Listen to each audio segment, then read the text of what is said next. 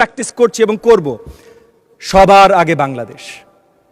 So সবার আগে বাংলাদেশ যদি হয়, আমাদের ইউনাইটেড থাকাটা গুরুত্বপূর্ণ। চিচোরো যেমন ছিলেন বিশ্ববিখ্যাত 2000 বছর আগের হলেও সেনেটর, তেমন 200 বছর আগে রেডমন্ড বার্ক ছিলেন একজন অত্যন্ত পপুলার পার্লামেন্টেরিয়ান। ওনার একটা কথা ছিল, parliament is the deliberative assembly of one nation with one interest।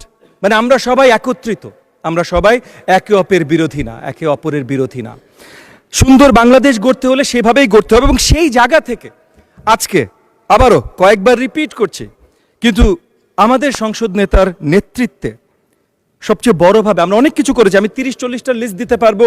এখানে মাননীয় ট্রেজারি বেঞ্চের আরও মেম্বাররা এরকম অনেক লিস্ট দিয়েছেন, বা অনেক জনপ্রতিনিধি মহোদয় অনেক লিস্ট দিয়েছেন। বাট বড় দাগে দুটো জিনিস নিয়ে কথা বলি মাননীয় স্পিকার। এক হলো 2 দশক পর এই নেতৃত্বে আমরা একটা পার্লামেন্ট পেয়েছি, একটা নির্বাচন পেয়েছি। এটার জন্য এবং এই পার্লামেন্টের আসার মাধ্যমে